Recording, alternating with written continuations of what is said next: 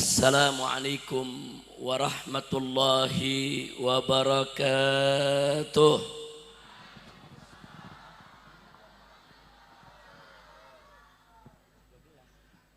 Bismillah walhamdulillah wala hawla wala quwwata illa billah. Ashhadu an la ilaha illallah wahdahu la syarika lah wa ashhadu anna sayyidana Muhammadan abduhu wa rasuluh la nabiyya ba'dah. Allahumma salli wa sallim wa barik ala sayyidina wa habibina wa syafi'ina wa maulana nabiyyina Muhammadin wa ala alihi at-tahirin at-tayyibin wa ashabihi al-ghurri al-mayamin wa man tabi'ahum bi ihsanin ila yaumiddin. Amma ba'd. Siyadatul habaib asy-syurafa wa sa'adatul ulama'il fudala wa fadilatul umara'il kurama wa jami'il hadirin wal hadirat al ahibba'il a'izza rahimakumullah. Fi hadhihi al munasabati sa'idah bimunasabah miladil mahadil futuhiyah at-tayyibatil mubarakah, fa nas'alullah subhanahu wa ta'ala ay yahdiyana ila siratihil mustaqim wa yaj'alana minal muttaqin wa yudkhilana jannatahu jannatan na'im. Wa nas'alullah subhanahu wa ta'ala an yubarik li hadzal ma'had wa yubarik li syaikhi hadzal ma'had wa yubarik li talamidhi hadzal ma'had wa an yaj'al hadzal ma'had ma'hadan salihan tayyiban munawwaran mubarakan nafi'an. Amin ya rabbal alamin. Ahibba'il kiram, satu kebahagiaan bagi kita semua pada malam hari ini dengan wasilah daripada Pondok Pesantren Salafiyah Al-Futuhiyah yang kita cintai ini, kita bisa berkumpul dalam acara yang penuh keberkahan. Pertama, sama kita maklumi acara haul daripada Imamul Aulia, yaitu Imam Syekh Abdul Qadir Al-Jailani. Begitu juga sekaligus ini merupakan milad daripada Pondok Pesantren Al-Futuhiyah yang ke-36 dan juga merupakan acara wisuda, yaitu daripada lulusan-lulusan Pondok Pesantren Al-Futuhiyah yang ke-16. Mudah-mudahan insyaallah para santri yang baru saja diwisuda semuanya insyaallah Allah akan jadikan sebagai al-ulama'il amilin, minal ulama'il amilin as-salihin az-zahidin, dan mudah-mudahan mereka insyaallah menjadi orang yang manfaat bagi keluarga, bagi tetangga, bagi masyarakat, agama, bangsa dan negara. Amin ya rabbal alamin.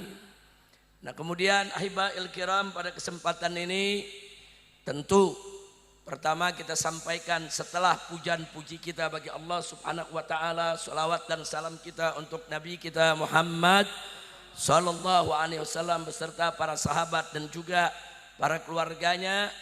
Tentu sepatutnya lah, seyogianya lah pada malam hari ini juga kita menyampaikan terima kasih kepada seluruh pengurus, seluruh dewan guru daripada Pondok Pesantren Al-Futuhiyah, istimewanya untuk guru kita tercinta, yaitu Imamul Jabhah Al-Quwatil Islamiyah, yaitu orang tua kita semua, akhina al-fadil al-muhtaram al-mukarram ad-da'i al-mujahid Asy-Syaikh Buya Ahmad Qurtubi Jailani hafizahullahu ta'ala wa ra'ah, famatanallahu bituli hayati wa nafa'ana bi ulumi fid dini wad dunya wal akhirah Wa nas'alullah subhanahu wa ta'ala an yasfiyahu sifaan ajilan kamilan taman min kulli marad bi kulli lutfin wa khairin wa afiyah wa an yutawwila umrahu fi ta'ah wal ibadah wa fi tamamis sihah wa kamalil afiyah. Amin ya rabbal alamin. Begitu juga kepada seluruh para habaib, para alim ulama, para kiai, para tokoh, para sepuh yang kumpul pada malam hari ini di tempat ini. Begitu juga para umaranya. Tadi datang kemari wakil Bupati Bogor dan barusan sudah menyampaikan tausiahnya atau nasihat sambutannya, yaitu Bupati Lebak Akhina Al-Fadil, yaitu Bapak Hasbi Jayabaya. Nah, mudah-mudahan insya Allah para ulama kita, para habaib kita, begitu juga para umarok kita senantiasa diberikan oleh Allah panjang umur dalam taat dan ibadah, dalam sehat wal afiat, diberikan kemenangan dalam setiap langkah perjuangan dakwahnya, diberikan kebahagiaan dari dunia hingga akhirat. Amin ya rabbal alamin. Dan semua yang hadir di sini, para dewan guru, begitu juga para wali santri, kaum bapak, kaum ibu, akhwat, ummahat, dan semuanya, mudah-mudahan kumpulnya kita pada malam hari di tempat ini yaitu menjadi penyebab daripada turunnya rahmat dan barakah dari Allah subhanahu wa ta'ala. Amin ya rabbal alamin. Dan tentu acara kita pada malam hari ini, di samping kita melakukan haul Syekh Abdul Qadir Jailani radhiyallahu anhu, begitu juga milad daripada Mahat Al-Futuhiyah yang ke-36 maupun wisuda para santrinya yang gelombang ke-16 saudara. Tapi tidak lupa juga ini juga merupakan acara yang luar biasa dari peringatan Maulid Nabi kita Sayyiduna Muhammad sallallahu alaihi wa alihi wa sahbihi wasallam. Nah, mudah-mudahan dengan kita merayakan peringatan Maulid, kelak kita akan mendapatkan syafaat Nabi. Dengan kita memperingati haul para aulia, insya Allah kita juga mendapat barokahnya. Dan dengan kita memperingati daripada milad pondok pesantren yang ke-36, mudah-mudahan pondok pesantren ini semakin jaya, semakin makmur, semakin berkah. Dan insya Allah dari pondok pesantren ini akan lahir ulama-ulama yang akan menjadi pemimpin umat di kemudian hari. Amin ya rabbal alamin. Nah, pada kesempatan ini saya hanya ingin berpesan untuk diri saya khususnya dan juga untuk seluruh jamaah yang hadir di tempat ini, bahwa ada dua pilar dakwah Islam yang harus selalu kita jaga, karena keduanya merupakan amanat Allah dan Rasul-Nya. Kalau dua ini betul-betul kita jaga, insya Allah umat akan senantiasa terbentengi. Siapa dua pilar ini? Yang pertama adalah pilar ulama. Saudara, Nabi telah sampaikan dalam hadisnya, kama qala Nabi sallallahu alaihi wasallam, al ulama warathatul anbiya. Ulama ini adalah para pewaris para nabi, saudara. Nabi yang menyampaikan, ulama itu pewaris nabi, mewarisi ilmunya, mewarisi dakwahnya, mewarisi akhlaknya, juga mewarisi segala resiko di dalam perjuangannya. Nah, jadi saudara, kalau hari ini kita tidak bertemu Nabi, saudara, tapi jangan lupa kita hari ini bisa bertemu dengan pewarisnya, berkumpul dengan pewarisnya, dan itu penting untuk senantiasa kita jaga. Bahkan Allah memerintahkan kita dalam Al-Quranul Karim berkaitan dengan ulama, fuqaha, saudara. Apa Allah katakan? Fas'alu ahla dzikri in kuntum la ta'lamun. Tanya kepada ahlu dzikir, tanya kepada ulama, tanya kepada fuqaha kalau engkau tidak mengetahui tentang apa saja. kita nggak tahu, nggak ngerti tentang urusan agama, tentang urusan hukum, tentang bagaimana cara menghadapi kehidupan, tanya ulama. Siapa yang memerintahkan tadi? Allah. Allah yang perintahkan. Fas'alu, kata Allah, tanya.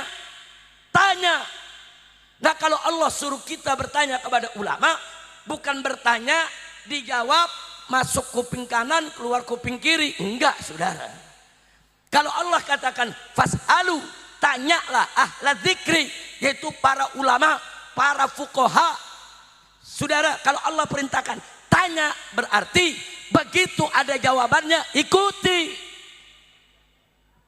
Nah maka itu apa yang terjadi di negeri kita belakangan ini, saudara, dari rusaknya negeri, saudara, dari merajalelanya kemunkaran, kemaksiatan, banyaknya korupsi di mana-mana, tidak lain dan tidak bukan salah satu akibat daripada banyak umat meninggalkan ulama. Nah karena itu tolong, melalui daripada acara ini saya ingin mengajak semua, jangan pernah meninggalkan ulama. Jangan kurang ajar kepada ulama. Jangan melupakan ulama. Kalau kita mau bahagia, ikuti ulama.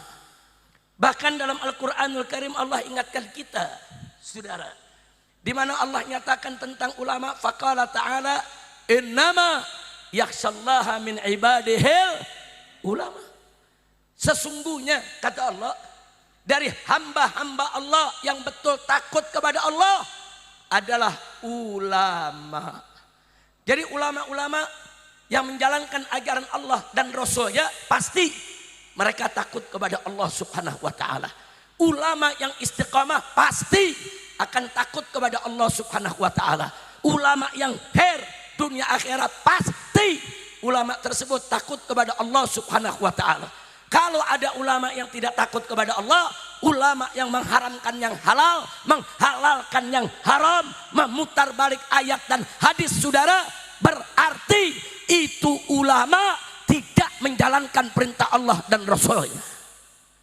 Kalau ulama menjalankan perintah Allah dan Rasulnya, taat, ibadat, takut kepada Allah, pasti mereka adalah golongan yang senantiasa takut kepada Allah Subhanahu wa ta'ala.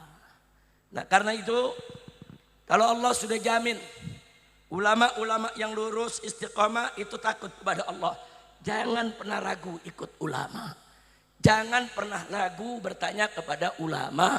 Jangan pernah ragu belajar kepada ulama. Mudah-mudahan insya Allah khususnya para santri dan santriwati daripada Pondok Pesantren Al-Futuhiyah kelak akan menjadi ulama-ulama yang dimuliakan Allah. Ulama-ulama yang takut kepada Allah. Ulama-ulama yang kelak akan betul-betul selalu i'la kalimatillah subhanahu wa ta'ala. Amin ya rabbal alamin. Nah saudara, di ayat yang lainnya lagi Allah kasih tahu kita, faqala ta'ala yarfa'illahu alladhina amanu minkum walladhina utul ilma darajat. Subhanallah, indahnya ini ayat. Allah kasih tahu kita, yarfa'illah, Allah tinggikan, Allah angkat. Siapa itu yang diangkat, saudara? Orang-orang yang beriman daripada kamu sekalian dan orang-orang yang memiliki ilmu. Beriman, berilmu, Allah angkat kedudukannya. Apa kata Allah? Darajat. Beberapa derajat Allah tinggikan kedudukan mereka. Masya Allah, Allah yang maha tinggi meninggikan kedudukan ulama. Allah yang maha mulia memuliakan kedudukan para ulama. Allah yang maha agung itulah, saudara, yang menempatkan ulama di posisi yang begitu tinggi dan begitu mulia. Artinya apa, saudara? Yang tersurat, Allah meninggikan kedudukan ulama, itu yang tersurat. Tapi di balik yang tersurat ada yang tersirat. Apa itu yang tersirat, saudara? Artinya, saudara, kalau Allah saja yang maha tinggi, Allah saja yang maha mulia memuliakan ulama, maka kita umat manusia, kita hamba Allah, wajib untuk memuliakan mereka yang dimuliakan oleh Allah. Wajib untuk kita tinggikan mereka-mereka yang derajatnya ditinggikan oleh Allah Subhanahu wa taala. Betul? Siap jaga ulama, siap bela ulama, siap tinggikan ulama. Takbir. Angkat tangan semuanya, takbir. Shallu ala nabi. Jangan pernah meninggalkan ulama, saudara. Nah, tapi ingat, ulama ada dua. Ada ulama-ulamaan, Bu.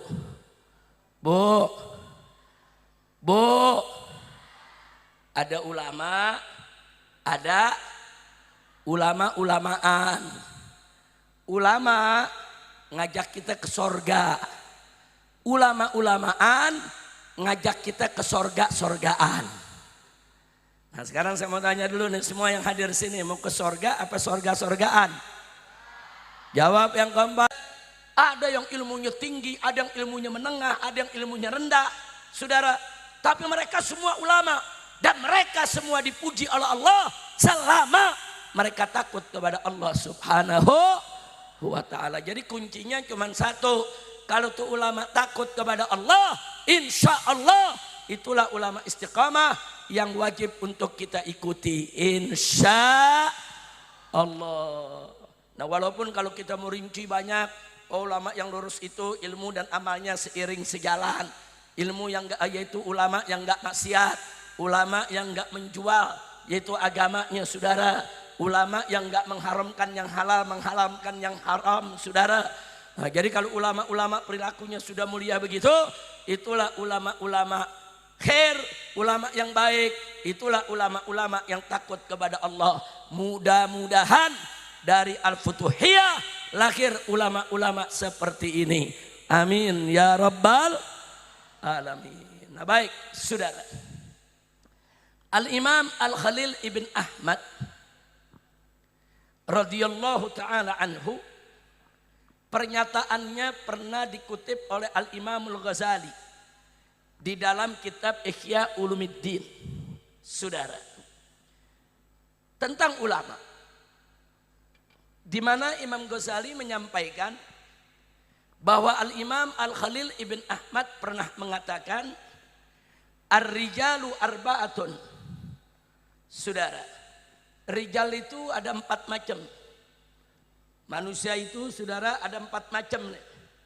Yang pertama, rajulun yadri wa yadri annahu yadri fadzalika alimun fattabi'uhu. Kata beliau. Yang pertama adalah rajulun yadri, orang yang tahu. Wa yadri annahu yadri, dan dia tahu kalau dirinya tahu. Apa kata Imam Khalil, saudara? Fadzalika alim. Itulah yang disebut orang alim. Lalu apa kewajiban kita? Fattabi'u, ikuti dia. Jangan ragu, ikutin. Rajulun yadri wa annahu wa yadri annahu yadri. Orang yang tahu kalau dirinya tahu. Orang yang tahu dan tahu kalau dirinya tahu. Orang yang tahu, orang yang punya ilmu. Dan dia tahu, dia paham kalau dirinya punya ilmu, saudara. Seperti siapa? Ulama punya ilmu diamalkan. Ulama punya ilmu diajarkan. Ulama punya ilmu dia sebarkan. Itu namanya rajulun yadri wa yadri annahu yadri, saudara. Orang yang tahu dan tahu kalau dirinya tahu, saudara. Nah, orang yang seperti ini fadzalika alim. Itulah ulama yang sejati. Jadi kalau mau kenal ulama, itu yang begini ulama. Kewajiban kita apa? Fattabi'u, ikuti dia. Jadi nggak usah ragu lagi. Kalau kita bertemu dengan seorang ulama yang dia sadar kalau dirinya ulama, dia punya ilmu, diamalkan ilmunya. Dia punya ilmu, dia punya ucapan dan perilakunya nggak bertentangan dengan ilmunya. Dia punya ilmu, dia sebarluaskan, dia ajarkan. Saudara, semua perbuatannya berimam kepada ilmunya, saudara. Yang begini jangan ragu, ikuti. Insya Allah dia akan membawa kita ke surga Allah. Amin ya rabbal alamin. Kira-kira yang pertama jelas tidak? Mudah-mudahan kita semua termasuk golongan ini. Amin. Allahumma ij'alna minhum. Allahumma ij'alna minhum. Allahumma ij'alna minhum. Amin ya rabbal alamin. Yang kedua, kata Imam Khalil, yang kedua, warajulun yadri wala yadri annahu yadri. Orang yang tahu tapi tidak tahu kalau dirinya tahu. Saudara, dia tahu tapi dia nggak tahu kalau dirinya tahu. Dia punya ilmu, dia nggak sadar kalau dirinya punya ilmu. Dia punya ilmu, dia nggak amalkan ilmunya. Dia punya ilmu, dia nggak sebarluaskan ilmunya. Dia punya ilmu tapi perilakunya bertentangan dengan ilmunya. Saudara, ini orang yang yadri, dia tahu. Wala yadri, tapi dia nggak tahu. Annahu yadri, kalau dirinya tahu. Saudara, nah yang seperti ini bagaimana saudara? Kata Imam Khalil, saudara, fadhalika naim fa'ikituhu. Orang yang seperti ini sama seperti orang yang tidur. Orang yang tidur, dia nggak sadar, dia belum bangun dari tidurnya, dia belum terjaga dari lelap dan nyenyaknya tidur. Saudara, lalu apa kewajiban kita? Kata beliau, fa'aikidu, bangunkan dia dari tidurnya. Saudara, jadi kalau ada ulama, dia punya ilmu, tapi ilmunya nggak diamalkan, ilmunya nggak diajarkan, perbuatannya bertentangan dengan ilmunya, dia seperti orang yang tidur. Kewajiban kita jangan diikuti, tapi bangunkan dia dari tidurnya. Nah, bagaimana maksudnya bangunin dari tidurnya, saudara? Tegur, tegur. Hei saudaraku, Anda ini punya ilmu. Anda lulusan pondok pesantren. Anda muridnya Habib Anu, Kiai Anu, ulama Anu. Tapi kenapa perbuatan Anda begini? Kenapa Anda tidak amalkan? Tegur. Bangunin dia dari tidurnya, sudah. Bukan dimusuhi, bangunkan dari tidurnya. Fa'aikidu. Kira-kira jelas gak? Mudah-mudahan kita nggak termasuk golongan ini. Amin. Amin. Amin ya rabbal alamin. Sekarang yang ketiga. Warajulun la yadri wa yadri annahu la yadri.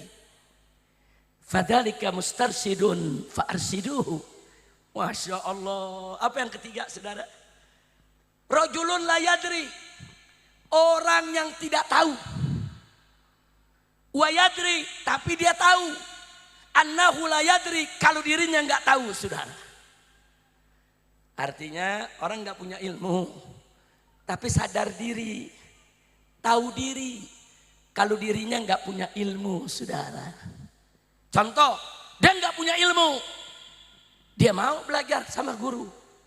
Dia nggak punya ilmu, dia mau masuk pondok pesantren untuk nimba ilmu. Dia nggak punya ilmu, dia mau hadir di majelis-majelisnya orang-orang yang punya ilmu, saudara. Itu namanya nggak punya ilmu tapi tahu diri. Kalau dirinya tuh nggak punya ilmu. Orang semacam ini, kata Khalil Ibn Ahmad, ini bukan orang bodoh. Ini namanya fadzalika mustarsyid. Itulah orang yang sedang mencari petunjuk, saudara. Itulah orang yang sedang mencari jalan untuk menjadi orang yang cerdas dan pintar, saudara. Mustarsyid. Kewajiban kita fa'arsidu, tunjukkan dia, ajarkan dia, berikan dia ilmu. Masya Allah, alhamdulillah. Nah, mudah-mudahan semua santri juga masuk golongan ini. Amin. Amin. Enggak punya ilmu tapi tahu diri. Bagus tidak? Bagus tidak? Enggak punya ilmu tapi dia tahu diri. Dia belajar, dia nyantren. Alhamdulillah. Yang keempat, saudara. Yang keempat, warajulun la yadri wa la yadri annahu la yadri. Saudara, orang yang tidak tahu dan tidak tahu kalau dirinya tidak tahu. Paham gak? Orang gak tahu, gak punya ilmu, tapi nggak sadar kalau dirinya nggak punya ilmu. Udah nggak punya ilmu, nggak mau belajar. Udah nggak punya ilmu, nggak mau nimba ilmu, saudara. Udah nggak punya ilmu, kiai ditantang. Zaman sekarang ada gak? Udah nggak punya ilmu, kiai dibodoh-bodohin.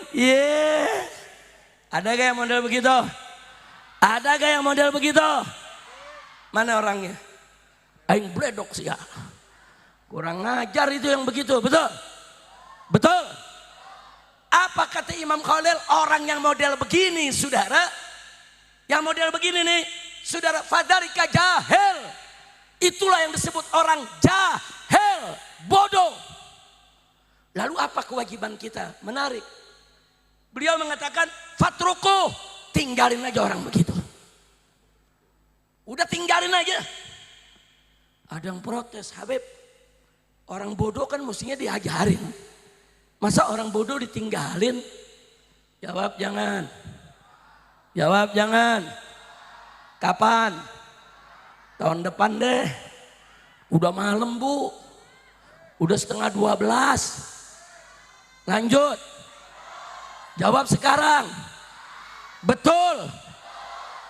Tega.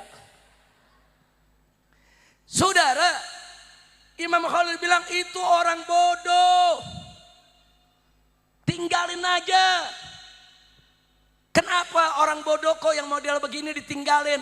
Bagaimana mau diajarin? Kiai aja dilawan.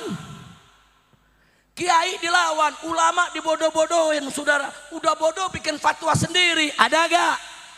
Ada gak? Ini dia saudara yang begini nih. Udah nggak tahu kalau dirinya nggak tahu, saudara. Dirinya bukan ulama, sok ngelawan ulama, saudara. Ulama besar dilawan, ulama besar dibodoh-bodohin semua, saudara. Nah kalau sudah begini, tinggalin, kata Imam Khalil. Oh kenapa Tuan Imam? Kok nggak diajarin aja, dia kan orang bodoh. Percuma. Kenapa percuma? Orang kiai aja dilawan, bagaimana bisa diajarin? Betul? Saya mau tanya, orang kalau udah ngelawan sama kiai bisa diajarin? Bisa diajarin? Sampai budak juga nggak bakal ngerti, saudara. Masya Allah. Lalu pertanyaannya, lalu apa manfaat ditinggalin? Maksudnya ditinggalin, yang begini kita boikot, saudara. Kalau dia ngedekat kita ngejauh, dia mau ngomong kita menghindar. Nanti lama-lama dia mikir, oh kenapa ya orang pada lari dari saya? Kenapa ya orang nggak mau denger saya? Oh saya goblok sok tahu sih. Nah, kalau udah ngomong begitu udah mulai sadar tuh, betul? Betul? Nah kalau dia mulai sadar, oh saya goblok sok tahu sih. Ya sudahlah kalau gitu besok saya nggak boleh sok tahu lagi. Saya mulai mau ngaji lagi. Nah kalau sudah berubah, dia sadar dirinya nggak tahu, tapi sok tahu. Nah dia sadar, mulai mau ngaji, baru kita ajarkan. Berarti derajatnya naik dari jahil menjadi mustarsyid, menjadi orang yang sedang mencari petunjuk. Insya Allah. Mudah-mudahan di sini nggak ada yang model nomor 4. Amin. Amin. Tapi jujur di luar sana yang nomor 4 ada gak? Ada gak? Banyak gak? Ada setan dangdut, so ahli nasab. Lu main ketawa aja, lu paham gak? Paham? Tahu?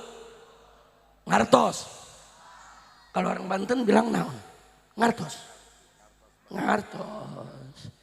Iya, abdi mah ngartos bahasa Sunda, apalagi bahasa Banten.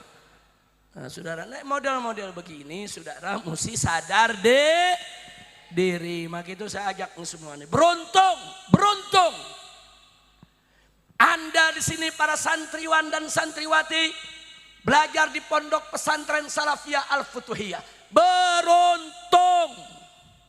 Kenapa beruntung? 1, pondok ini berdiri atas dasar Ahlus Sunnah wal Jamaah. 2, pondok ini saudara dibimbing, diasuh, dibina oleh ulama yang istiqamah.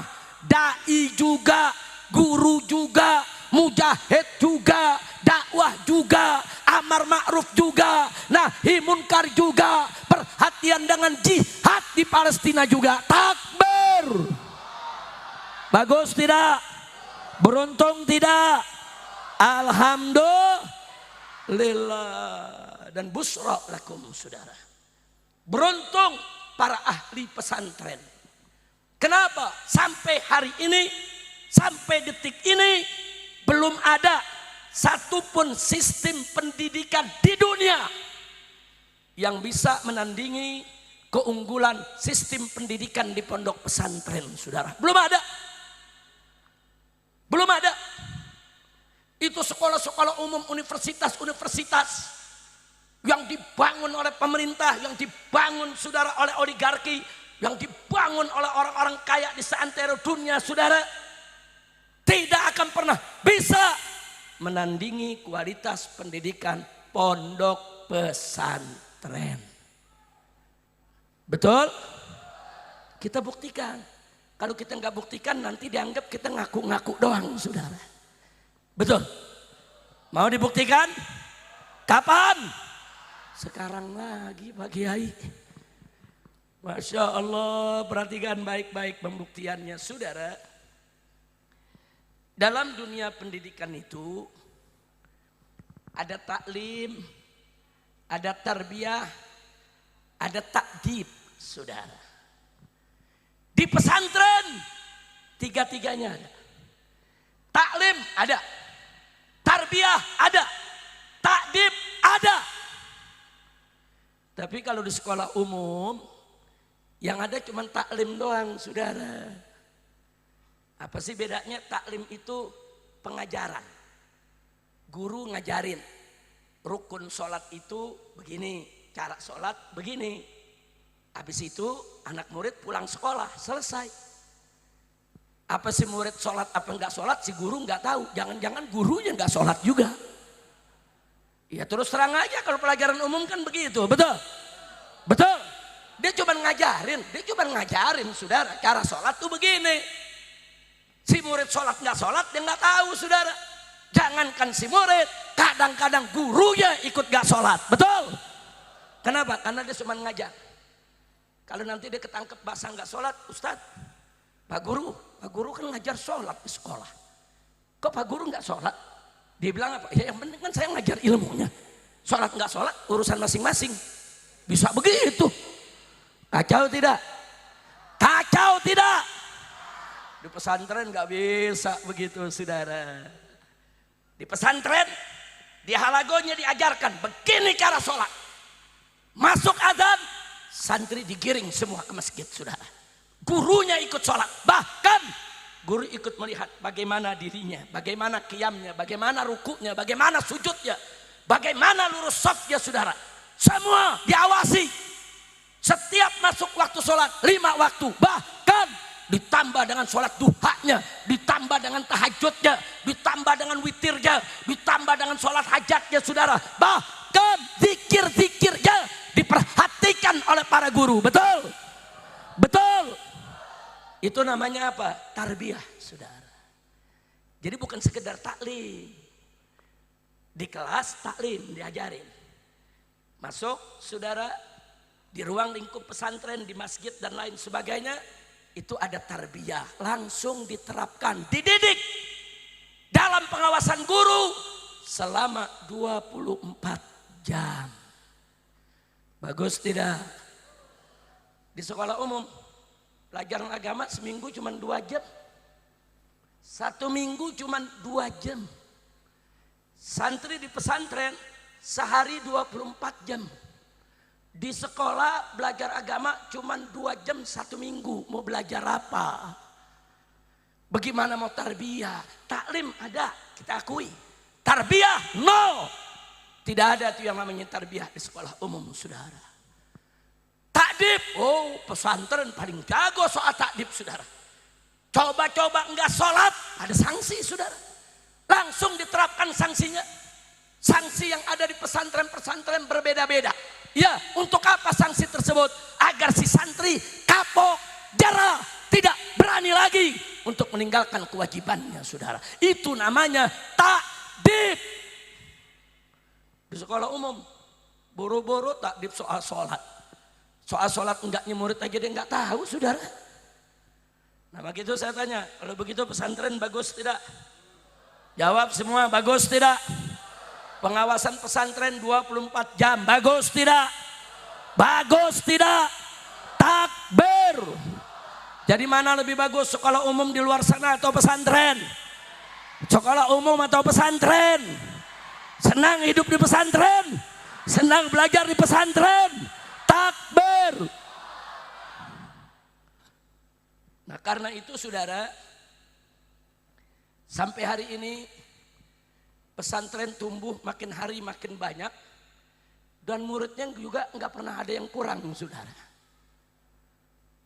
Nah kemudian ada yang takut. Ada yang takut saudara. Ada kelompok yang takut kalau pesantren ini makin subur. Takut kalau pesantren makin banyak. Mereka takut kalau nanti dari pesantren dilahirkan pejuang-pejuang Islam. Saudara yang siap menegakkan Islam. Mereka adalah kelompok Islamofobia. Kelompok yang takut kepada Islam. Kelompok yang selalu curiga kepada Islam. Takut. Nah mereka iri. Mereka dengki. Mereka hasad. Mereka hasut. Mereka cari cara. Bagaimana supaya orang-orang tua nggak masukin lagi anaknya ke pondok pesantren. Bagaimana caranya supaya anak-anak kita takut masuk pondok pesantren.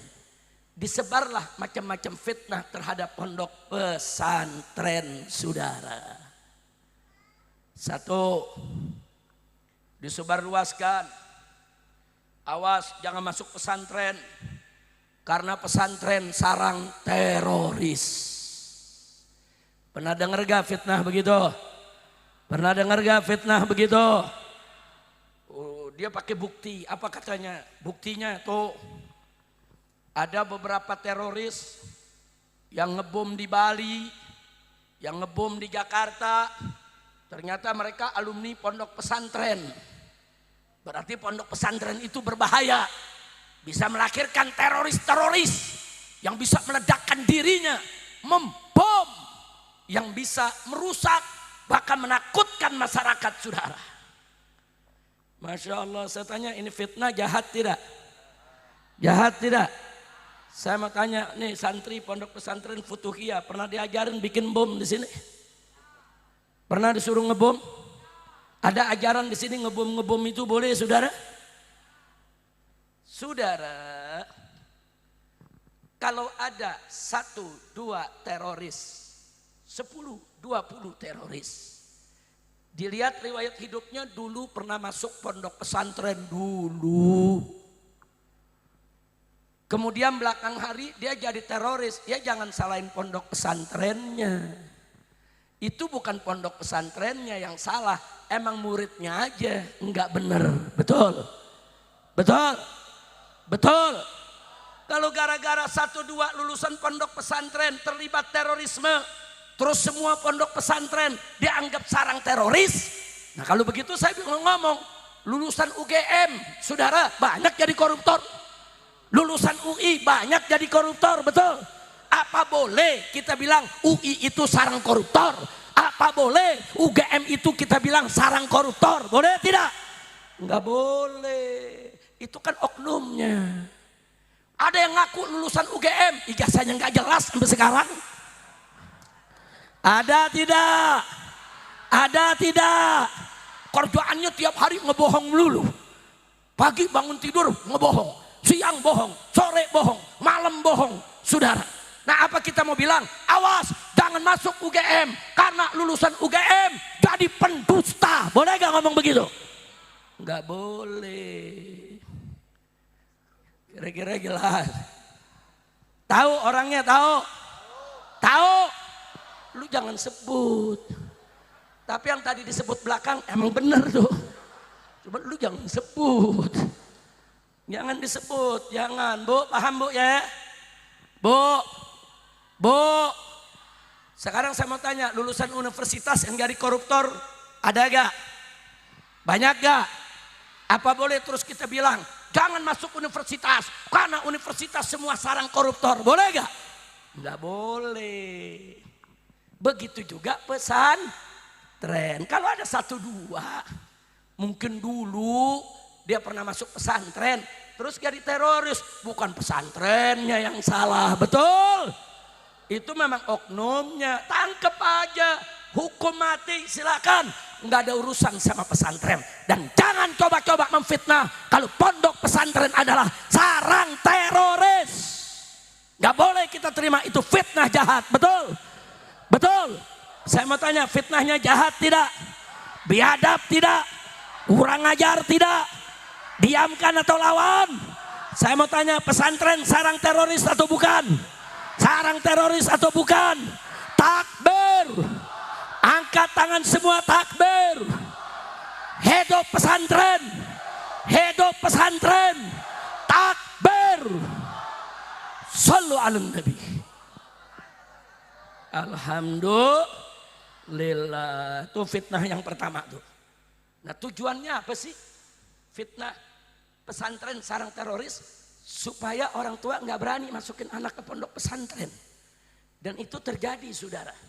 Beberapa tahun yang lalu karena gencar ada fitnah tersebut, banyak orang tua nggak jadi masukkan anak ke pondok pesantren. Bahkan anak sudah di pondok pesantren ditarik lagi. Saudara, sampai begitu fitnah. Nah, ini nggak boleh terulang lagi. Mudah-mudahan Allah jaga kita semua. Yang kedua, apa mereka bilang? Jangan masuk pesantren, nanti gila. Gila, kenapa gila? Itu di pesantren ada pelajaran nahu. Itu susah, itu bikin gila orang itu. Kacau tidak? Kacau tidak? Pelajaran nahu ada nahu. Sorof ada sorof. Betul ada. Nih Kiai Fahru nih. Udah 30-40 tahun lebih belajar nahu. Enggak gila-gila.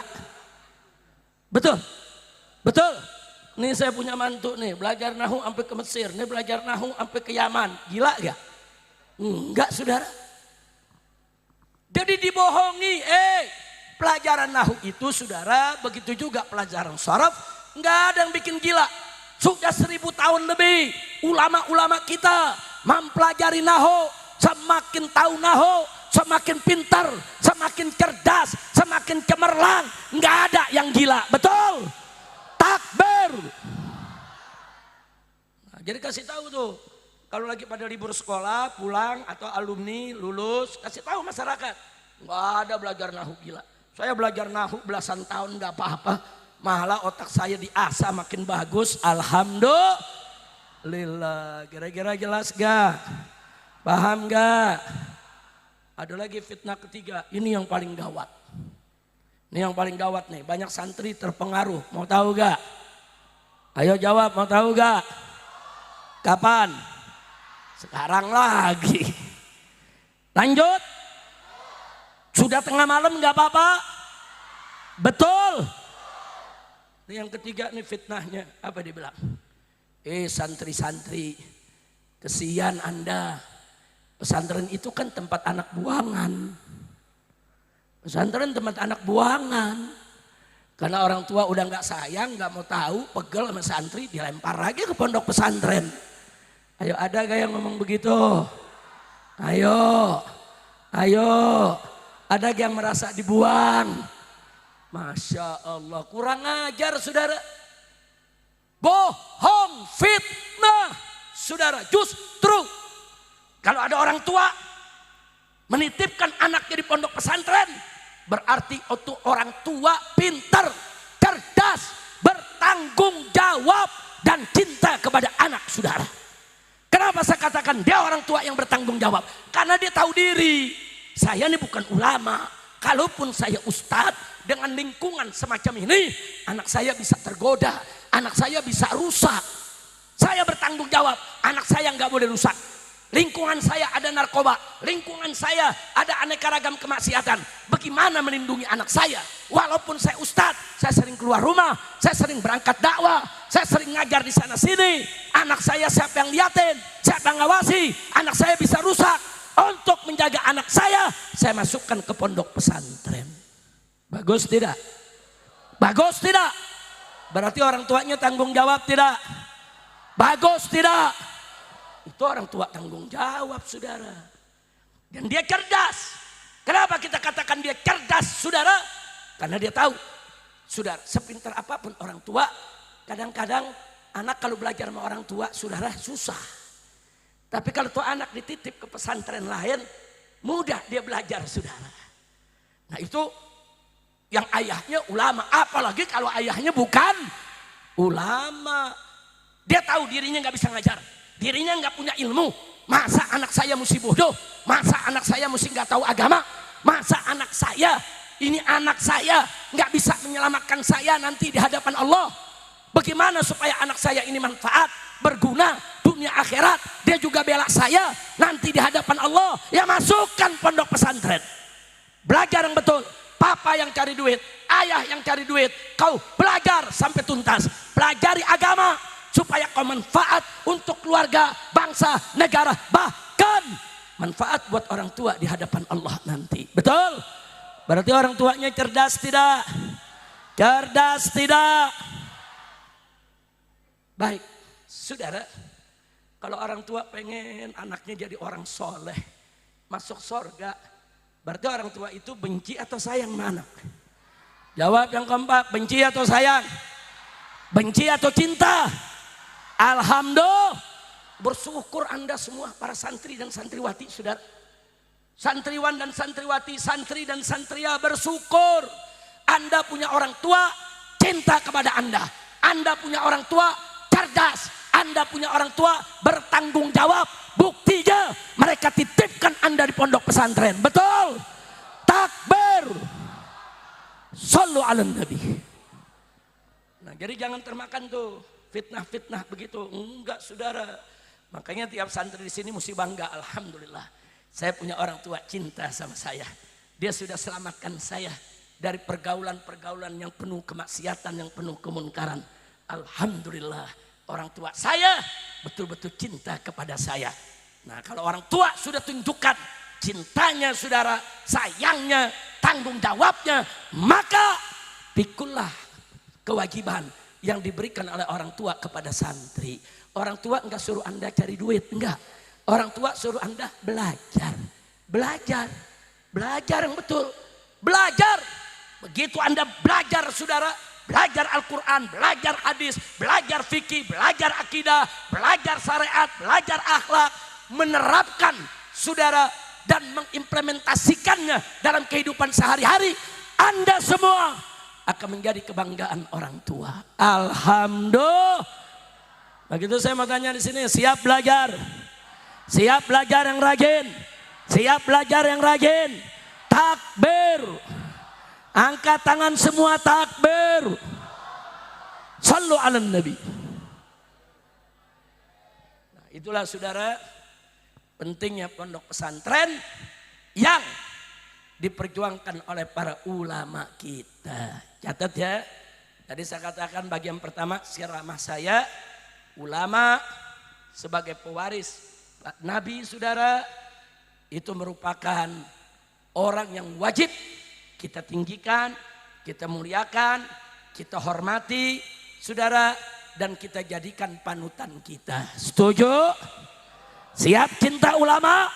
Siap bela ulama? Takbir. Sallu ala Nabi. Nah, sekarang yang kedua, saudara. Yang kedua, Nabi mengatakan dalam kitab Sahih Muslim. Apa kata beliau? Inni tarikun fikumut tsaqalain. Aku meninggalkan untuk kamu semua dua peninggalan yang sangat berat, kata Nabi. Saudara. Yang pertama, kata Nabi, kitabullah, yaitu Al-Quranul Karim. Berikut as-sunnah sebagai penjelasannya. Karena Allah nyatakan dalam Al-Quran, peran Nabi itu litubayyina linnas ma nuzzila ilaihim. Tugasmu wahai Nabi, jelaskan kepada umat manusia apa yang diturunkan kepada mereka. Apa itu maksud Al-Quran? Apa itu arti Al-Quran? Bagaimana itu arah Al-Quran? Kau jelaskan kepada umat. Nah, jadi saudara, Al-Quran Allah ditinggalkan oleh Nabi sebagai amanat yang berat untuk kita semua. Siap jaga Al-Quran. Siap jaga Al-Quran.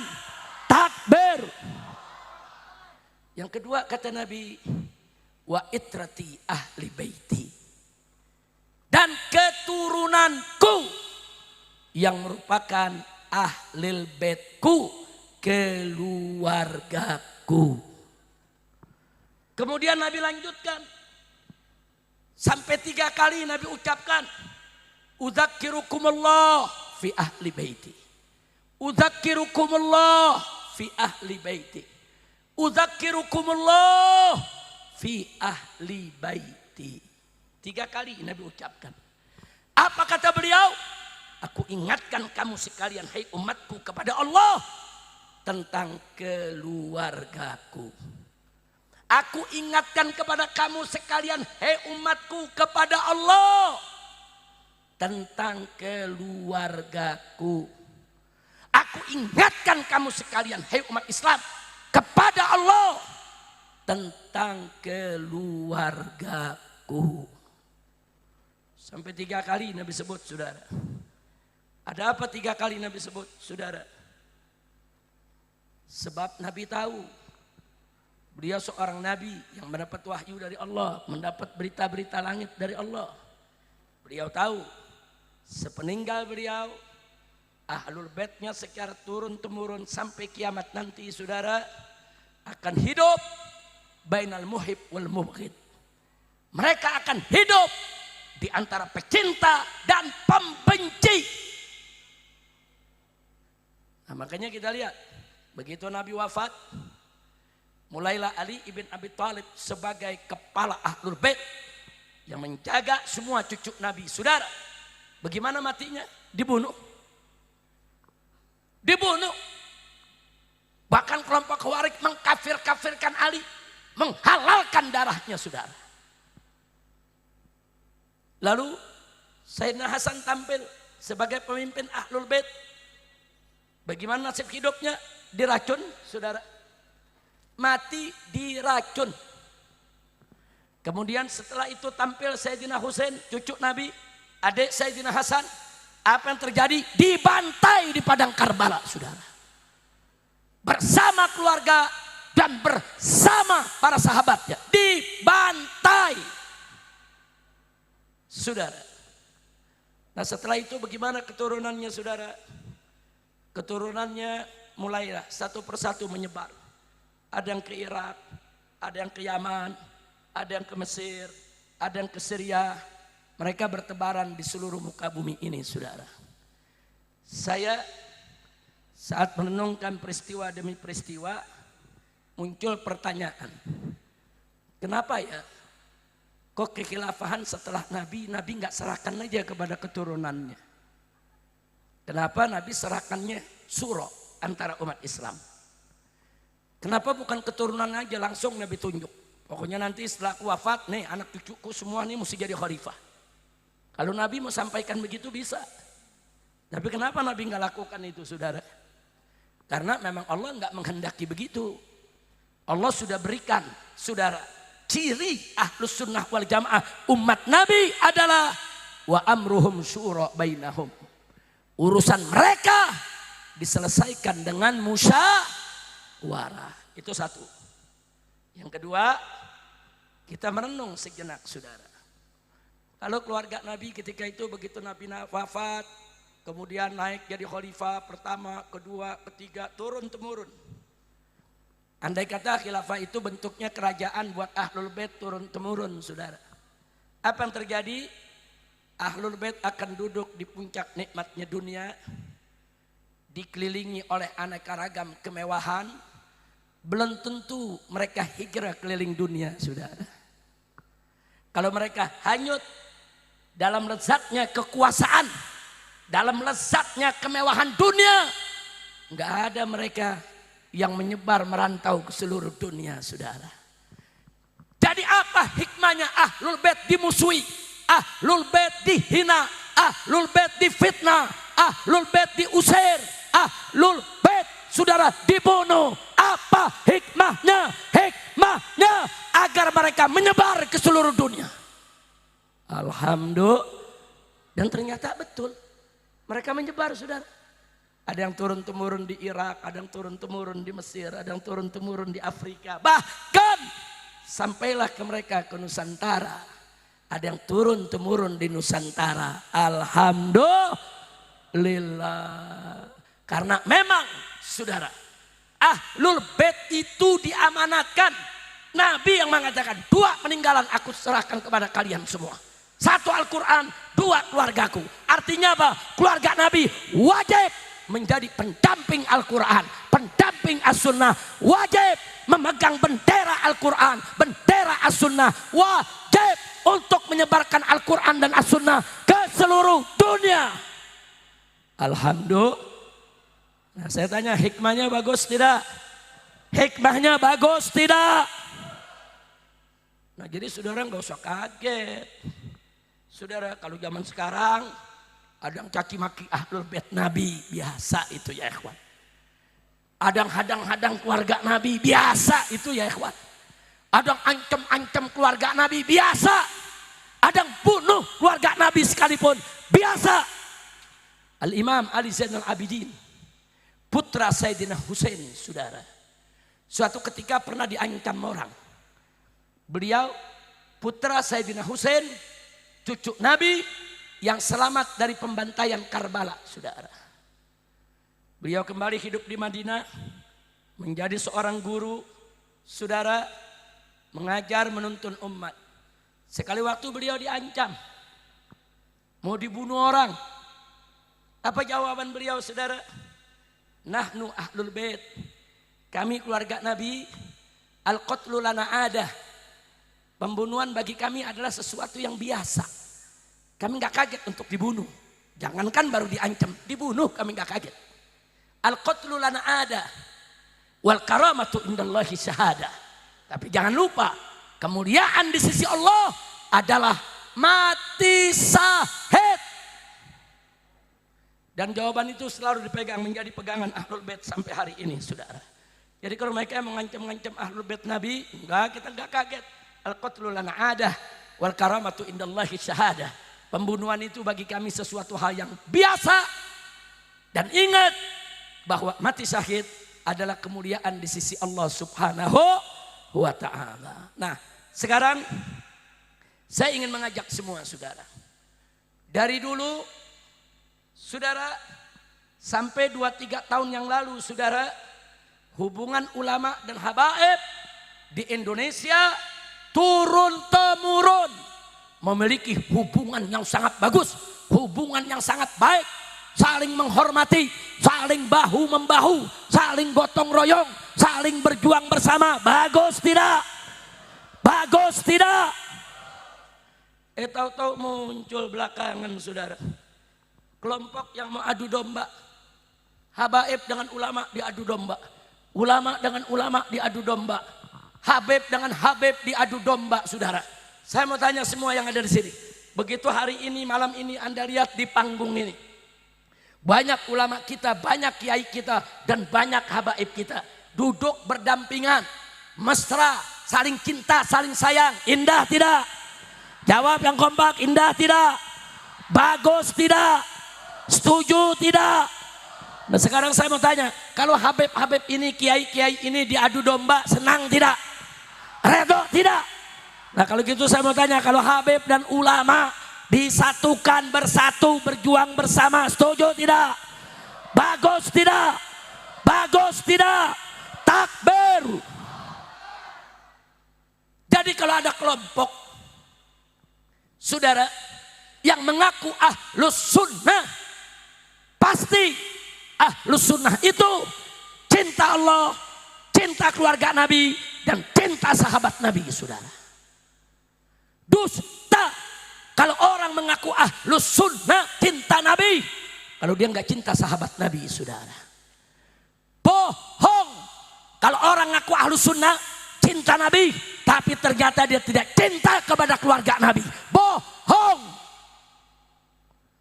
Jadi kalau ada orang ngaku ahlus sunnah benci sahabat Nabi atau benci keluarga Nabi saudara, atau suka adu domba ulama saudara, mereka bukan ahlu sunnah, tapi mereka adalah ahlul fitnah. Nah, tolong dibedakan antara ahlu sunnah dengan ahlul fitnah. Sekarang saya mau tanya yang ada di sini, mau ikut ahlul fitnah atau ahlu sunnah? Ahlul fitnah atau ahlu sunnah? Siap ikut ahlu sunnah. Jadi kalau ada orang-orang yang suka ngadu domba, saudara, ulama, habaib, kiai, saudara, biarkan atau lawan? Biarkan atau lawan? Takbir. Alhamdulillah saudara. Nah ini yang perlu ditanamkan dalam diri kita kan, khususnya baru di wisuda nih. Anda sebentar lagi pulang ke kampung halaman Anda. Ada yang terus melanjutkan ke tingkat yang lebih tinggi, ada yang terus buka majelis taklim, ada yang terus memimpin pondok pesantren. Kalau orang tuanya punya pondok pesantren, saudara, Anda nih yang baru wisuda pulang akan jadi pemimpin-pemimpin umat. Nah maka itu pegang pesan yang malam ini kita sama dengarkan dari guru kita, dari ustadz kita. Jangan pernah keluar dari ahlus sunnah wal jamaah. Betul? Siap jaga ahlus sunnah? Takbir, angkat tangan semua. Takbir. Takbir. Siap jaga ahlus sunnah. Siap hancurkan ahlul fitnah. Takbir. Takbir. Siap jaga Al-Quran. Siap bela Al-Quran. Siap junjung Al-Quran. Takbir. Al-Quran imam kami. Al-Quran pedoman kami. Al-Quran petunjuk kami. Al-Quran satukan kami. Silakan tim hadrohnya ikuti. Al-Quran imam kami. Al-Quran pedoman kami. Al-Quran petunjuk kami. Al-Quran satukan kami. Aksi bela Islam, aksi bela Islam, aksi bela Islam. Allah Allahu Akbar. Aksi bela Islam, aksi bela Islam, aksi Bela Islam. Allah Allah. Angkat tangan semua. Allahu Akbar. Allahu Akbar. Allahu Akbar. Allahu Akbar. Allahu Akbar. Allahu Akbar. Allahu Akbar. Allahu Akbar. Nyalakan lampu handphonenya, flashnya. Semua. Al-Quran pedoman kami. Al-Quran petunjuk kami. Al-Quran satukan kami. Semua. Al-Quran Imam kami. Al-Quran Pedoman kami. Al-Quran Petunjuk kami. Al-Quran satukan kami. Aksi bela Islam, aksi bela Islam, aksi bela Islam. Allah Allahu Akbar. Aksi bela Islam, aksi bela Islam, aksi bela Islam. Allah Allahu Akbar. Semua. Allahu Akbar. Allahu Akbar. Allahu Akbar. Allahu Akbar. Allahu Akbar. Angkat tangan semua. Allahu Akbar. Allahu Akbar. Allah Allahu Akbar. Sekali lagi. Imam kami. Allah.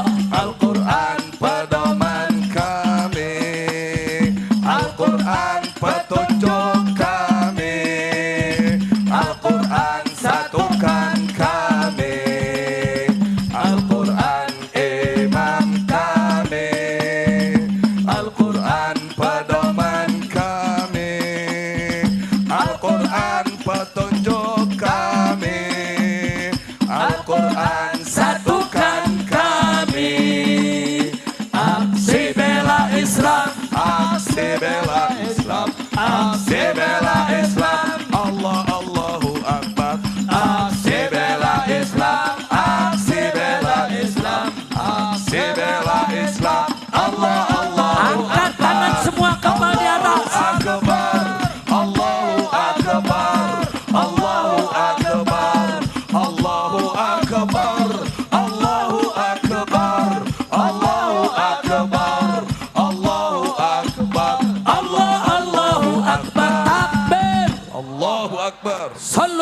nabi. Allahumma salli wa sallim wa barik. Mudah-mudahan semua santri, khususnya yang baru saja wisuda, tetap selalu siap untuk membela Al-Quran. Betul? Siap selalu untuk membela para ulama. Siap? Siap selalu untuk juga bersama para habaib. Siap? Ayo jawab semua, jawab semua. Siap bela ulama? Siap bela habaib? Siap bela Al-Quran? Siap bela Islam? Siap bela negara? Takbir! Sallu ala Nabi.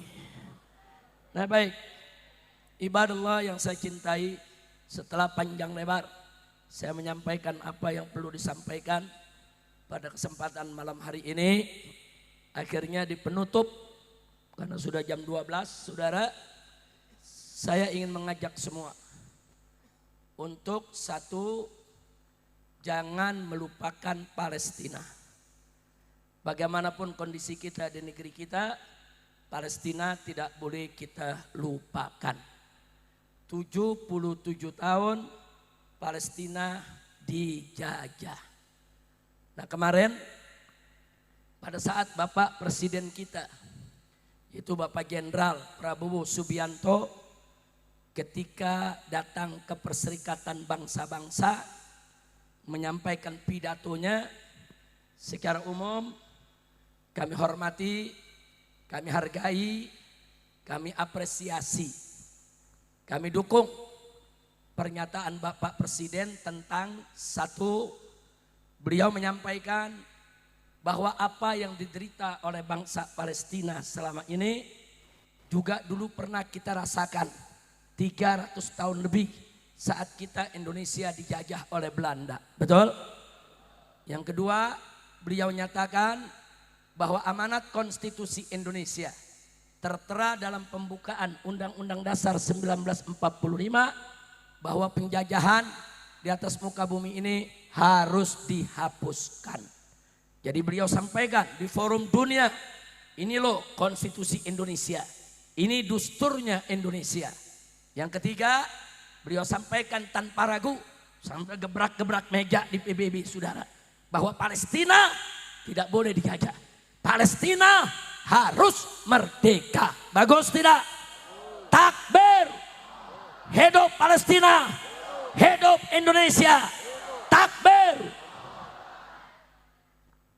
Nah, saya sebagai ustadz, saudara tentu yang bagus harus kita katakan bagus. Betul?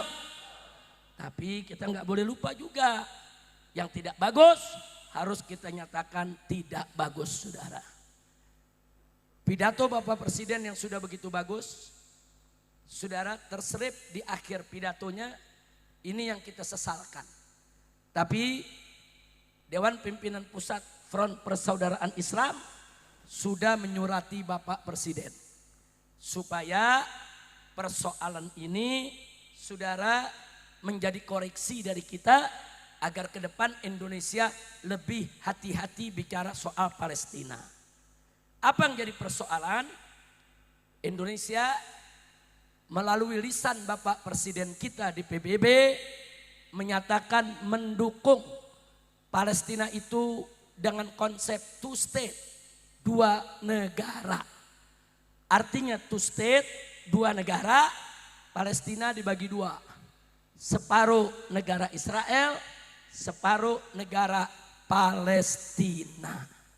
Saudara, ini kami tolak. Loh kenapa kok FPI menolak?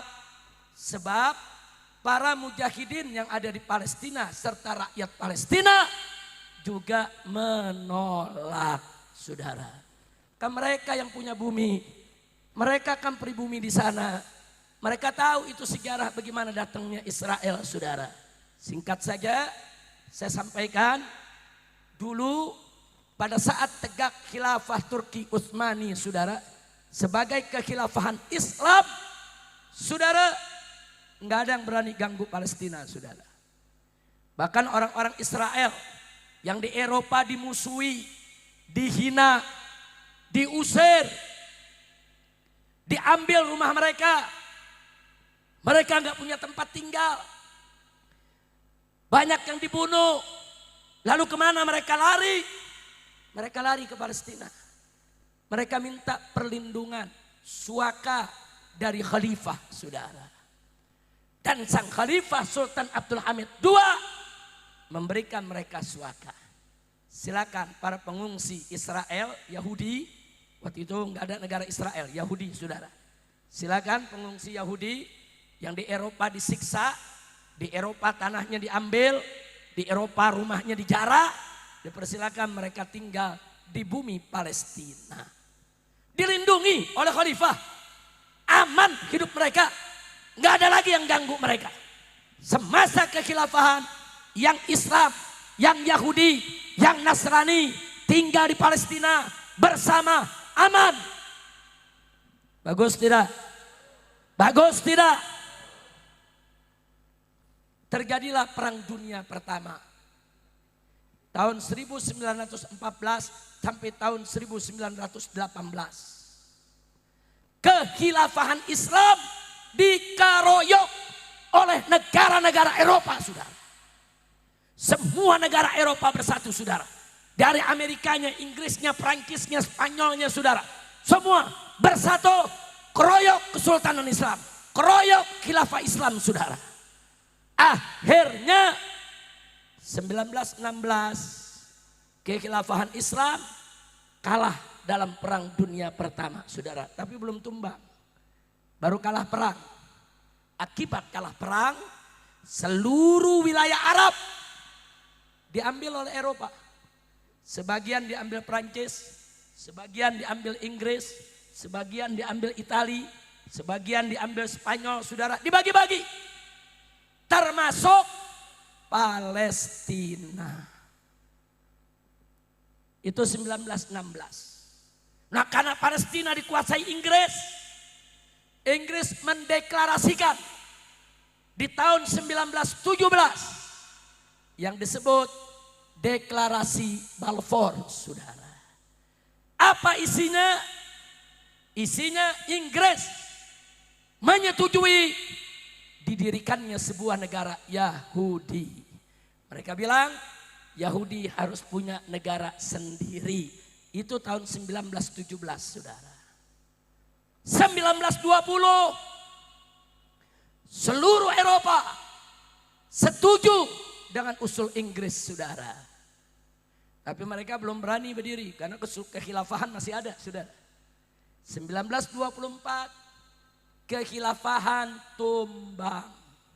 Karena ada jenderal pengkhianat Mustafa Kamal Atatürk, saudara. Dia serbu istana, dia bunuh penghuni istana, dia rampas kekayaan istana, dan negara khilafah dirubah menjadi negara Turki sekuler. Anda tahu begitu dirubah jadi negara sekuler, saudara, perempuan-perempuan berjilbab nggak boleh jadi pegawai negeri, nggak boleh jadi guru sekolah, nggak boleh jadi perawat, apalagi dokter di rumah sakit pemerintah. Laki-laki yang pakai piki atau torbos atau sorban, saudara, sama, nggak boleh jadi pegawai negeri, saudara. Bahkan, saudara, biadabnya seluruh masjid di Turki tidak boleh azan dengan bahasa Arab.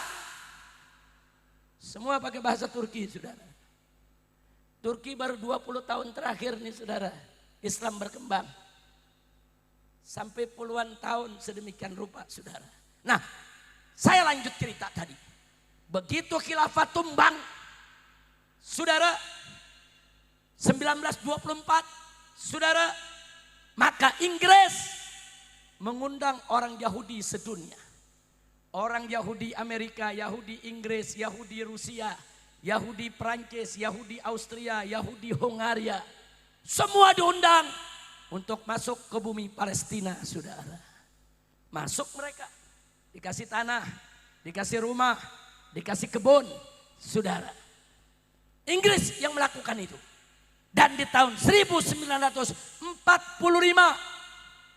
begitu Perserikatan Bangsa-Bangsa dibentuk, didirikan, PBB, Amerika dan Inggris memanfaatkan PBB untuk membangun negara Israel, saudara. 2 tahun kemudian, 1947, lahirlah resolusi PBB nomor 181 yang isinya saudara tentang two state, konsep dua negara buat bumi Palestina. Langsung keluar resolusi dari PBB saudara. Tahun berikutnya 1948 dengan modal resolusi PBB tadi, Amerika, Inggris, Prancis bersama Yahudi di bumi Palestina mendirikan negara baru dengan nama negara Israel. Negara itu di atas bumi Palestina, saudara. Kurang ajar tidak? Kurang ajar tidak? Amerika tuh maling, Inggris tuh rampok, Israel itu penjahat, saudara. Ini yang terjadi tahun 1948. Negara-negara Arab ketika itu saudara baru merdeka. Karena baru lepas dari kekhilafahan, mereka langsung dijajah oleh negara Eropa. Sebagian melakukan perlawanan, sebagian mulai merdeka. Di tahun 30-an, awal 40-an saudara baru Mesir merdeka, Lebanon merdeka, saudara satu persatu merdeka. Mereka semua marah. Kenapa ada negara Israel di bumi Palestina? Semua melawan. Terjadi perang Arab lawan Israel, saudara. Israel dibantu oleh seluruh negara barat. Amerika, Inggris, Prancis semua bawa senjata, bawa bom, bawa tentara. Dan akhirnya Israel berhasil mempertahankan negara Israel. Bahkan dia memperluas wilayahnya. Selatan Lebanon diambil, saudara. Barat dari Yordan diambil, timur dari Mesir diambil, saudara. Makin luas. Nah, sejak 1948 itulah seluruh Palestina diambil oleh negara barat dan diberikan kepada Israel, saudara. Di sini ceritanya jelas tidak? Jelas tidak? Jadi konsep dua negara itu saya tanya saudara, dari umat Islam atau dari orang barat? Konsep dua negara itu dari Islam atau dari orang barat? Itu dari tahun 47. Enggak ada yang setuju umat Islam. Belakangan kemarin beberapa negara Arab setuju, saudara. Saudi setuju, Yordania setuju, Emirat Arab setuju, saudara. Mesir setuju, saudara. Indonesia ikut-ikutan setuju. Inna lillahi wa inna ilaihi raji'un. Nah sekarang saya nggak mau panjang-panjang. Saya cuma mau tanya saudara. Israel itu pemilik Palestina atau rampok? Jawab yang kompak. Pemilik Palestina atau rampok? Pemilik Palestina atau rampok? Tahu-tahu sekarang tokoh dunia mengatakan udahlah PBB kasih tahu nggak usah ribut. Itu negara belah dua aja. Separuh buat Israel, separuh buat Palestina. Udah gitu kita punya presiden terpleset ngomong juga lagi. Ngomongnya sama, pakai nambahin.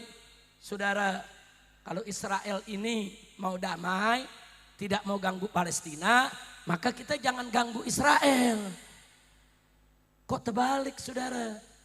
Saya mau tanya, yang mengganggu itu Palestina atau Israel? Palestina atau Israel? Nah sekarang saya mau tanya semua di sini saudara, semua saya mau tanya. Mana setuju Palestina jadi dua negara atau satu negara? Dua negara atau satu negara? Dua negara atau satu negara? Angkat tangan semua, takbir. Nah, saya berikan perumpamaan sebagai penutup ceramah saya, saudara. Ada rumah, kita nih punya rumah. Datang perampok, datang apa? Perampok.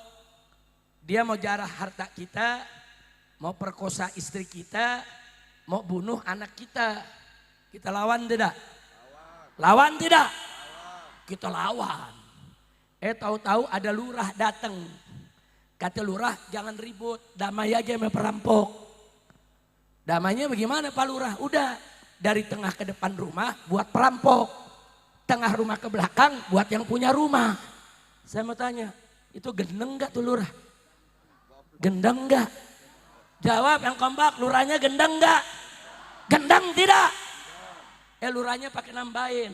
Kalau perampok nggak mau, kalau perampok ini maunya damai, tenang, pengganggu pemilik rumah jangan ganggu perampok. Udah diambil separuh, udah nggak usah diganggu, jadi damai.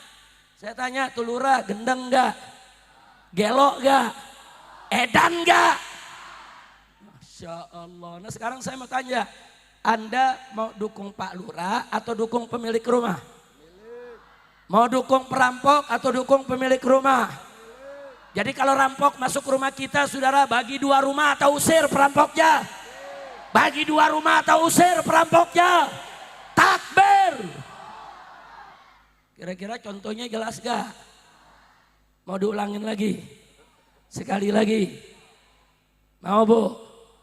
Bu, kita punya rumah, perampok masuk. Bu, begitu perampok masuk, dia mau ganggu ibu, dia mau bunuh anak ibu, dia mau rampas harta ibu. Suami ibu marah, suami ibu lawan itu perampok. Bagus gak Bu? Bagus gak Bu? Semua di sini bagus tidak? Presiden datang, bukan lurah nih, presiden yang datang ke rumah ibu. Ngasih tahu, ibu, bapak, jangan ribut ya, biar damai. Rumahnya bagi 2 aja. Emas yang ibu punya bagi 2 juga. Separuh rumah buat perampok, separuh rumah buat pemilik rumah. Emasnya bagi 2 juga. Terus nanti supaya perampoknya ini nggak mengganggu lagi, jangan pernah ganggu daripada si perampok. Ibu bapak harus menjamin keselamatan perampok. Kata presiden begitu. Saya mau tanya semua, ikut presiden apa jangan? Ikut apa jangan? Bu, ikut apa jangan? Sekarang suami ibu bilang, nggak bisa Pak Presiden. Ini perampok, harus saya usir. Ibu mau ikut presiden apa ikut suami? Ikut presiden apa ikut suami? Takbir! Kira-kira contoh yang saya sampaikan jelas gak? Paham semua? Nah itu yang saya maksudkan saudara. Ala kulihal. FPI sudah qad addainal wajib, FPI sudah melaksanakan kewajibannya, sudah nyurati presiden supaya di kemudian hari jangan begitu, jangan. Kalau presiden nggak mau bicara menolak, ya jangan bicara dukung dulu dong, saudara. Abstain dulu kenapa sih? Diam dulu kenapa sih? Kan bisa lihat perubahan daripada situasi kondisi ke depan. Jangan belum apa-apa udah mendukung Israel berdiri. Israel itu perampok. Saya mau tanya, Indonesia dijajah sama Belanda. Indonesia dijajah dengan Belanda. Kita lawan, betul? PBB datang, kata PBB apa? Indonesia nggak usah ribut, negaranya bagi 2 aja. Pulau Jawa sama Pulau Sumatera buat Indonesia. Kalimantan, Sulawesi, Papua buat Belanda. Setuju gak? Setuju gak? Jadi Indonesia mau dibagi 2? Mau dibagi 2? Aing pledok sia. Enak aja dibagi 2. Nah kira-kira jelas gak? Paham semua? Alhamdulillah. Nah baiklah, sebagai penutup dalam rangka menggairahkan kita untuk membela Palestina, yuk rame-rame kita bawakan nasyid saudara bela Palestina. Setuju? Setuju? Silakan. Habib Muhammad Hadi Al-Habsyi dibantu sama Habib Hussein. Mana Habib Hussein? Nah, coba mic-nya dipinjemin buat Habib Hussein. Sadayana jawab nu kompak, siap bela Palestina, siap dukung Palestina, siap setia bersama Palestina, siap ganyang Israel. Takbir, sallu ala nabi. Nasyid aksi bela Palestina ibadallah dikubah oleh Sayyidil Walid Habib Muhammad Rizik bin Hussein bin Shihab. Untuk apa? Untuk mengobarkan semangat kita dalam memperjuangkan dan memerdekakan saudara-saudara Palestina. Bagaimana liriknya? Pertama dimulai dengan bahasa Arab. Kita akan ulangi dulu terlebih dahulu sebanyak 3 kali baru itu kita mulai. Pertama, bisa kita ikuti sama-sama? Bisa ikuti sama-sama? Al-Quds lana Al-Qudus lana wal-Aqsa lana semua wal-Aqsa lana wa kullun haqquna wa kullun haqquna fal jihadu sabiluna fal jihadu sabiluna. Apa artinya ibadallah? Artinya Al-Quds lana. Al-Quds adalah milik kita umat Islam. Wal Aqsa lana, dan Masjid Al-Aqsa adalah milik kita umat Islam. Wa kullun haqquna, dan seluruh ini keduanya adalah milik kita umat Islam. Fal jihadu sabiluna, dan jihad adalah jalan juang kita untuk memerdekakan saudara-saudara kita di Palestina. Kemudian dilanjutkan dengan lirik bahasa Indonesia. Kami bangsa Indonesia setia bersama Palestina, berjuang untuk merdeka dari Israel durjana. Semua Kami bangsa Indonesia setia bersama Palestina, berjuang untuk merdeka dari Israel durjana. Kemudian dilanjutkan Palestina merdeka. Semua angkat tangannya, siap? Siap? Tim hadroh boleh dibantu. Yuk. Al-Quds lana wal-Aqsa lana wa kullun haqquna fal jihadu sabiluna. Al-Quds lana wal-Aqsa lana wa kullun haqquna fal jihadu sabiluna. Kami bangsa Indonesia setia bersama Palestina, berjuang untuk merdeka dari Israel durjana. Kami bangsa Indonesia setia bersama Palestina, berjuang untuk merdeka dari Israel.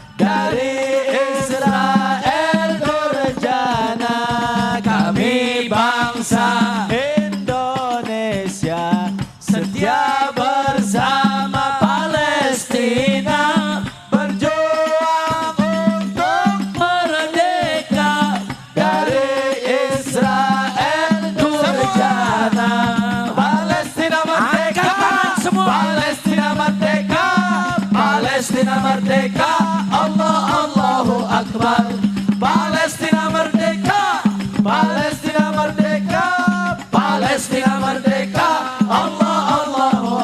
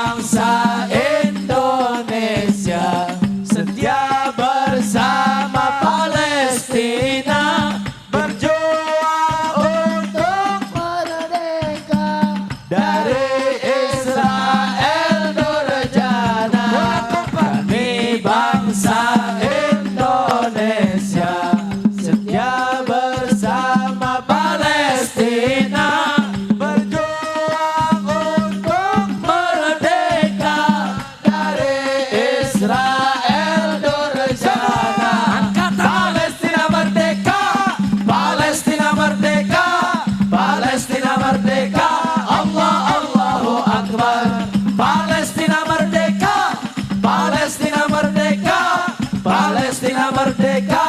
Allah Allahu Akbar. Takbir. Allahu Akbar. Selanjutnya kita minta Ketua Umum Dewan Pimpinan